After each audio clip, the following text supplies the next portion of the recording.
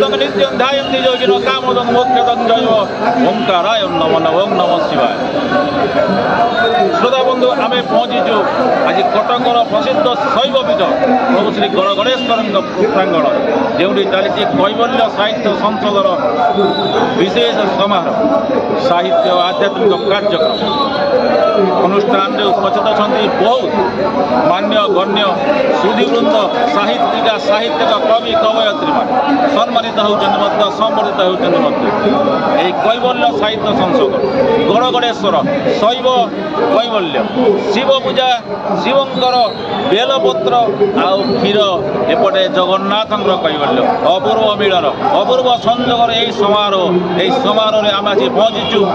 कि वार्ता नवा यही उपस्थित सज्जन मानक यही आध्यात्मिक प्रवक्ता जे एमानंकर कौन रहिबो आजिका दिन में सनातन धर्मर प्रचार और प्रसार दिगरे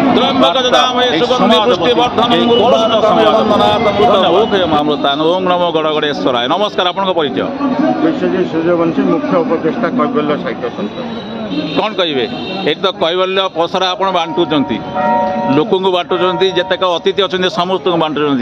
सारा विश्व तो बर्तमान अड़िया पड़ी केते कैवल्य बांटी केते से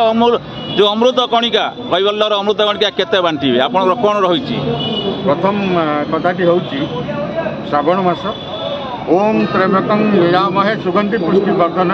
उर्वारूप नीव बंदनाथ मूर्ति मूर्ति मामृता यार अर्थरे बोधे आपणकर प्रश्नर उत्तर अच्छी तेणुक स्वयं शिव शिव शंभु सृष्टि शक्ति सी जदि चाहिए जो अलिया कथा आप कहले से अलिया हे तो मोचन हो पार। द्वितीय कथा कैवल्य साहित्य संसद एक निमित्त मात्र आमर चेष्टा रही परिवेश सहित साहित्य धर्म सहित साहित्य एवं सबुठ बड़ कथा मानव श्रृंखला एवं मानवर भाईचारा रक्षा करने साहित्य यही 3-4टी लक्ष्य नहीं आमर प्रत्येक कार्यक्रम करा कैवल्य साहित्य संसद आज महाप्रभु श्री श्री शिव शंभुंकर अर्थरे श्रावण मासरे आज कार्यक्रम कर साहित्य सहित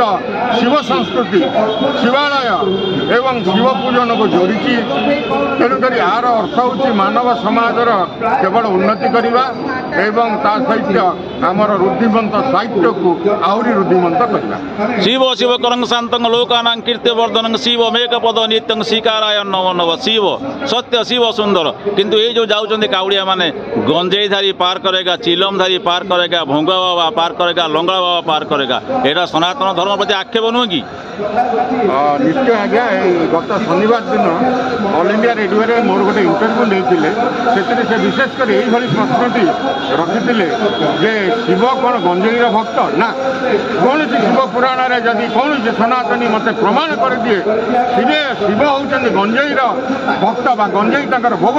ताले मु शत नमस्कार करी एक भूल प्रथा कौन निशा द्रव्य कौन भगवान बा कौन ईश्वर आमर आस्था थिबा प्रभु केवे कहना सेवन करने को दान कर तेणुक यह एक प्रचार एवं किसी निशाग्रस्त लोकंकर यह मोह यह नुहे। नमस्कार आप परिचय डॉक्टर सरोजिनी मोटिवेशनल स्पीकर आज जो प्रोग्राम को आसी तो धार्मिक अनुष्ठान कैवल्य साहित्य संसद संग्राम सार जी कि आमर संस्कृति परंपरा को सम्मान देवा सहित ये विभिन्न प्रकार कार्यक्रम सब आयोजन करते खूब भल लगे। जत्र नार्यस्तु पूज्यन्ते रम्यन्ते तत्र देवता आपण जड़े नारी नारी कषण को आप बुझीपे ठीक से वर्तमान ये जो नारी अत्याचार चलती आपंकर ये आध्यात्मिक यही सचेतनता आपंकर कौन वार्ता रही माने आम समस्ते प्रायतः दशहरा आसिले पूजा करूँ माणबसा गुरुवार माँ लक्ष्मी पूजा करूँ माणबस कितु जो रास्तार गोटे नारी जाती सम्मान मिले नहीं बेले गोटे माँ जो पुओ को झील को समाज में गोटे मार स्थान जे केते बड़ से बर्तमान बुझीपारे तेणु मुझे भावुँ कि समाज में जो सब आम संस्कृति परंपरा को पालन करुचे ये सब अर्थहीन केतेक क्षेत्र में समस्त नुहे बहुत लोक अच्छा जी कि माँ को सम्मान करते नारी को सम्मान करते କିନ୍ତୁ କିଛି ଏଭଳି ଚରିତ୍ର ଯେ କି ମାନେ ମୁଁ ବେଳେବେଳେ ମୋର ଯେଉଁ ମୋଟିଭେସନ୍ ଥରେ କହିଥିଲି ଯେ ଆମେ ଗୋଟେ ନାରୀକୁ କାହିଁକି ସମ୍ମାନ କରିବା ଏଥିପାଇଁ ନୁହେଁ କି ସେ ନାରୀ ବୋଲି ଏଥିପାଇଁ କି ସମାଜ ଜାଣିବ ଆମର ଲାଳନ ପାଳନ ଜଣେ ଭଲ ନାରୀ ଦ୍ୱାରା କରାଯାଇଛି ଯେଉଁ ଲୋକ ଜଣକ ଏଇଭଳି କାମ ମାନେ ଧର୍ମ ବିରୁଦ୍ଧ କାମ କରୁଛନ୍ତି ସେ ବି ତାଙ୍କର ବି ଜଣେ ମା ଥିବ ବହୁତ ଦୁଃଖ ଲାଗେ ଏସବୁ ଦେଖିଲେ ଆପଣଙ୍କର ଗଣମାଧ୍ୟମରେ ମଧ୍ୟ ଆମେ ଦେଖିପାରୁଛୁ ଆପଣଙ୍କର ସୁସ୍ଥ ତଥ୍ୟ ଆଧ୍ୟାତ୍ମିକ ତଥ୍ୟ ଆଧ୍ୟାତ୍ମିକ ବାର୍ତ୍ତା ମଧ୍ୟ ଆପଣଙ୍କୁ ଗୋଟିଏ ଅନୁରୋଧ ଆମ ତରଫରୁ ଆପଣ ଗୋଟିଏ ବାର୍ତ୍ତା ବାଣ୍ଟନ୍ତୁ ଯେ ଯାହା ଦେବୀ ସର୍ବଭୂତେଷୁ ମାତୃରୂପେଣ ସଂସ୍ଥିତା ନମସ୍ତସ୍ତେ ନମସ୍ତସ୍ତେ ନମୋ ନମଃ ଆପଣଙ୍କୁ ଏଇଟା ବିଶେଷ ଅନୁରୋଧ ଯେ ଆପଣ ଏଇ ବାର୍ତ୍ତାଟାକୁ ବାଣ୍ଟନ୍ତୁ ଆଉ ସମସ୍ତଙ୍କ ହୃଦୟକୁ ଛୁଅନ୍ତୁ ଧନ୍ୟବାଦ ଆଜ୍ଞା ମୁଁ ଆପଣଙ୍କ